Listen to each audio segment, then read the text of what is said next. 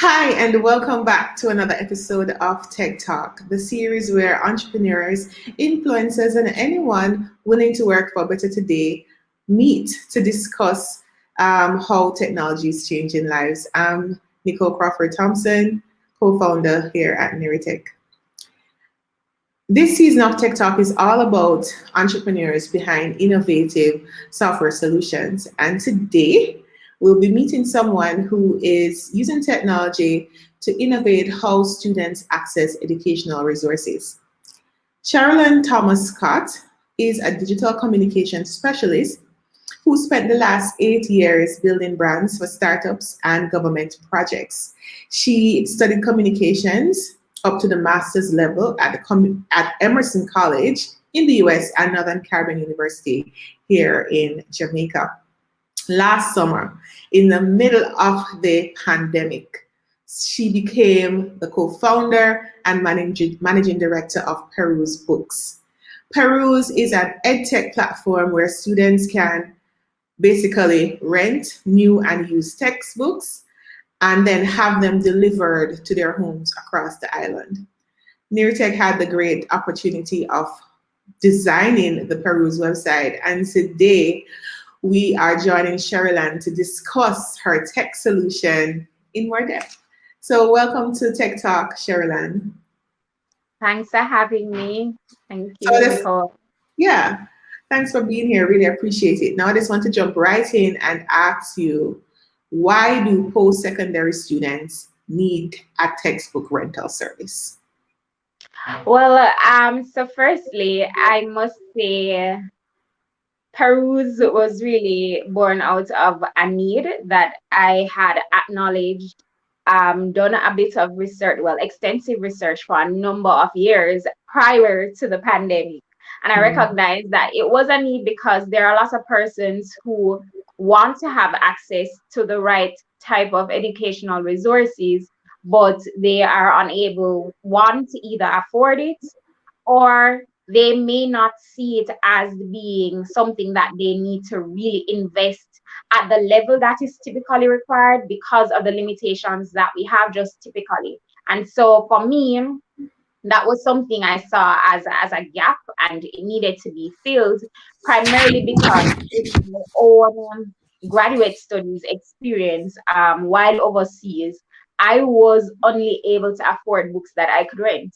Books that I could buy, I couldn't afford them. And so I already knew that there was that niche demand, so to speak, or space that existed. And then I recognized locally that it was also something that was needed here because a lot of students just typically, especially maybe parents can afford text in the secondary level, but typically once students leave that level, parents kind of do a step back, and then you have limited yeah. resources. You may be able to get a student loan, and you can cover certain things, but books is just typically something that persons can't afford. And so that's why we chose to focus predominantly on the post-secondary level. So that would be sixth form to tertiary, but we do also support at the secondary level as well. I really appreciate that because I know a lot of times when we think about going to university or college, the focus is always on the tuition. A lot Right. of times we do not budget for other expenses such as books and, other things that we may need throughout our journey. And so it does come at a shock to many when they realize that, for certain courses that they've registered for, now they have the hurdle of getting the books, and that's another cost altogether. So I definitely believe that this solution is coming from a place of deep impact and consideration for those persons who have issues accessing the right materials so they can be successful. I remember going to university and just spending hours in the library to get the book. But how convenient it is, when I can, get the book from other sources and have it at home. And some books were so limited that they were not allowed to leave the library, and those, a lot of times, those were the main texts that we needed for school. So definitely hats off to you and your team for even focusing on the needs that you observed and trying to create a solution to address that. So, how are persons responding to Peruse so far? It has gotten a bit of mixed responses. So we have had, interestingly, more of our take up has been at the secondary level. So this, I guess, in between. So the secondary and the sixth form level is where we've Mhm. seen a big pickup. And so parents primarily are the ones who are more interested and as such seeking to ascertain these texts for their children. Whereas, to be honest, what we envisioned initially was the flip side, that more tertiary students would be interested in sourcing their text in this way. So that's where it is, but that is just one thing I want to point out, Nicole, that that's one element or aspect of our business. The area that has been more where we've seen a lot more positive response and just, I guess, that need that we knew it was there, but we didn't anticipate the kind of reaction and support given there, is the tutoring side. So we call it study support. That side of the business, we see a lot of take up primarily because a lot of students just don't have the kind of in-class support that we typically um, get on a regular school year or in a regular school year. So that's interesting that we have had a bit of a flip. So yes, the demand and the need is there for the textbooks, but the study support side has really seen an increase from the very beginning until now. And I mean, that's awesome. And I like the fact that your business is so adaptable to changing needs. I think that's admirable. And that's one of the things that businesses struggle with. You know, we're always encouraged to focus on our customer, and the customer will drive business needs. You'll be successful if you focus on what they want. So your ability to now realize that more secondary parents from that level are interested in the service and being able to adapt is very commendable. And also observing that persons want that support. I was just about to ask you about the pandemic, and I guess seeing the need for the study support would have come out of the pandemic when there are so many students struggling to get additional support because they were working remotely. So how has the pandemic, impacted your business? I would say one of the core things about our business is that our business need, prior to the pandemic and during the pandemic, completely always aligned. That need did Mhm. not change after the pandemic. It's only it definitely assisted it in Mhm. growing because persons recognized that they didn't want to engage in movement as much. Many schools, if they had libraries, were limiting or closing access to students. And so we've seen where the pandemic has, it's almost forced persons to come to us for that support, especially, as I said, on the study support side.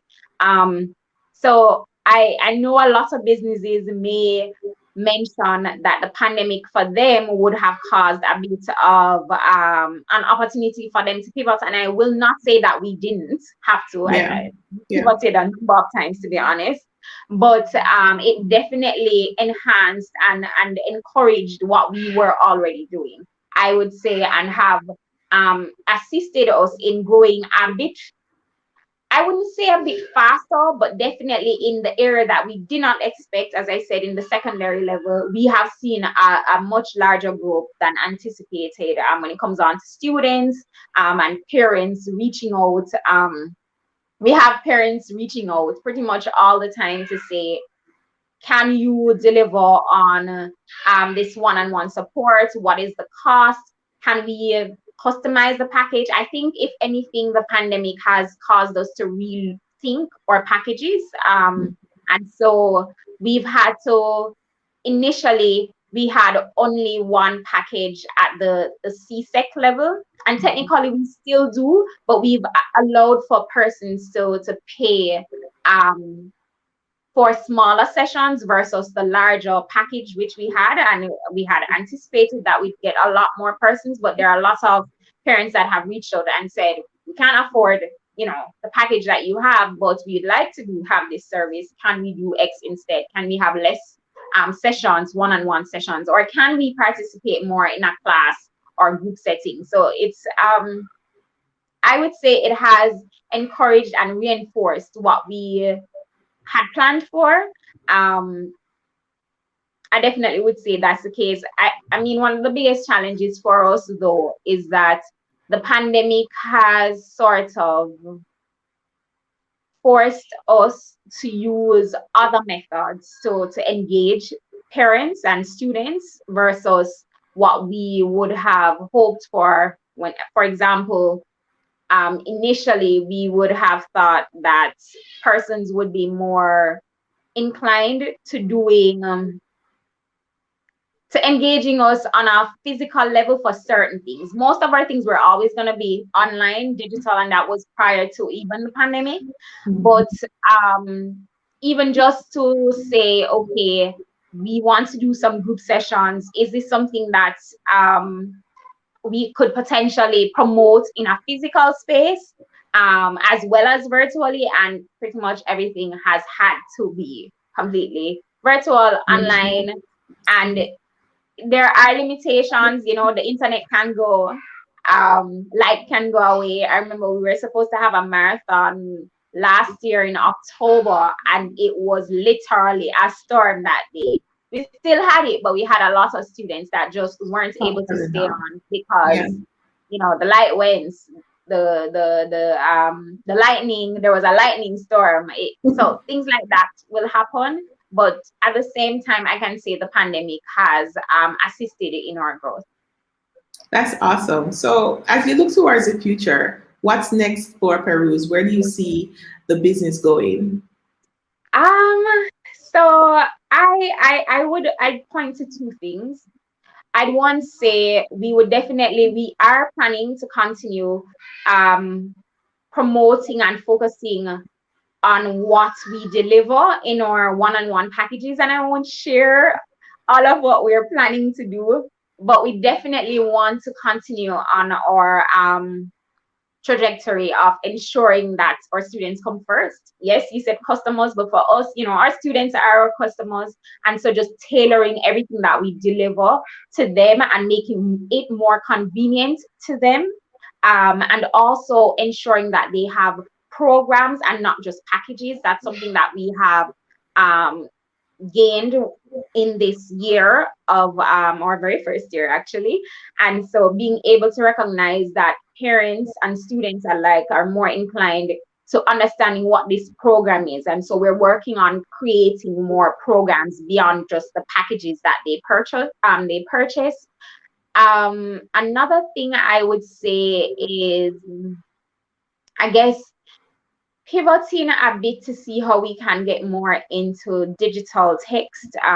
That is something we always wanted, but we recognized after this, our first year, that really the pickup for digital, for physical text isn't or hasn't been there as we would have anticipated, but persons are interested in trying to get digital text. Now, that's is going to take on a whole lot more that I may not be able to discuss here today, but that's the direction what we're hoping to get into. I would also say we are going to be focusing a lot more on adult students. That was something that just took us kind of, that for sure is something that the pandemic kind of threw at us that we did not anticipate, and it is to have adult students. So these are parents. I mean, we've had sessions where there's a parent cooking in a kitchen and in a class one-on-one. We completely did not even consider, but there is a demand there for them, and so we'll be focusing heavily on how we can cater to our adult students, because it's a different thing.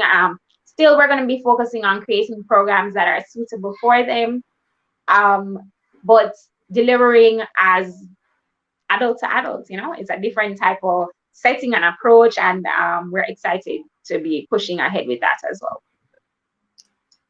That's awesome. And that's the thing about business. You always want to adapt to the changing needs of the situation. So, how do you see technology transforming education? Um, so for me, I have come into this space from a different angle. Many of our competitors, and I would also say collaborators, because there are companies that we've been able to collaborate with. Um, they Most of them come from a background of education. So I'm not a teacher, you know. And so for me, I am typically always looking at this just standard. What's the need? What's the solution that we need to be offering? And I think for me, tech is going to, it already is everywhere else, and it just needs to get here as quickly as possible. Tech locally, as it relates to education, is going to deliver on a number of things. So, one, the resources. It already has, and I think it's going to expand significantly, where whatever resources are typically required in education, so that is the textbooks, the supplementary, the activities, you know, the test itself, like the actual test, whether internal exams or those external exams. They will be delivered via tech. And I know that we are not there just yet, but I see us getting there. And I'm honestly, I am one of those who are like, yes, COVID had to happen for this to happen for us locally. So that's one. I would say resources, and just having them more so available in that format. I would definitely say something that we have seen, and I think it will just continue, is just a hybrid format to education and the delivery approach. I also think another way that tech is going to be driving education is how content is delivered.